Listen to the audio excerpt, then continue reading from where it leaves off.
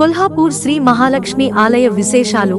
ఈ అమ్మవారిని ఒక్కసారి దర్శిస్తే 10 తరాల వరకు దారిద్ర్య బాధలుండవట. అమ్మవారికి ఉన్న ఇతర పేర్ల గురించి కూడా తెలుసుకున్నాం. ఇప్పుడు ఆలయ విశేషాల గురించి తెలుసుకుందాం. ఈ ఆలయం ప్రాచీనమైనదని తెలుసుకున్నాం కదా. సుమారు 6000 ఏళ్ల క్రితం నాటిది. ఈ ఆలయ ప్రాంగణంలో అత్యద్భుతమైన శిల్పకళ భక్తులను ఇట్టే ఆకట్టుకుంటుంది. నలుదిక్కులా 4 గోపురాలతో పాటు మధ్యలో ఒక గోపురం కింద ఈ ఆలయం నిర్మితమైంది. ఒక్కొక్క గోపురం కింద ఒక్కో దేవత కొలువై ఉంది.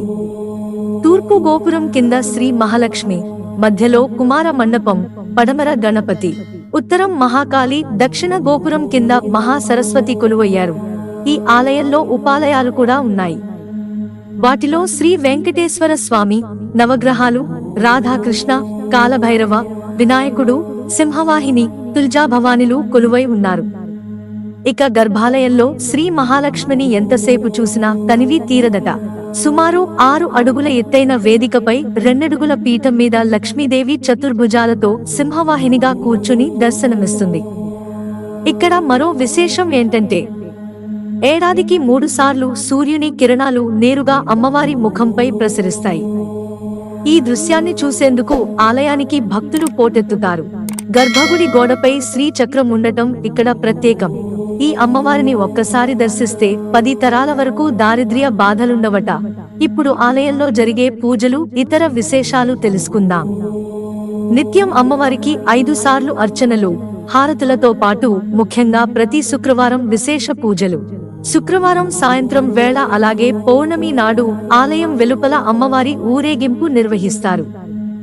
ఇక వసంత నవరాత్రులు, శ్రావణ మాసం, దేవి నవరాత్రుల సమయంలో అయితే పెద్ద ఎత్తున ఉత్సవాలు జరుగుతాయి. వీటిని తిలకించేందుకు ఎక్కడెక్కడి నుంచో భక్తులు కొల్హాపూర్కు వస్తుంటారు.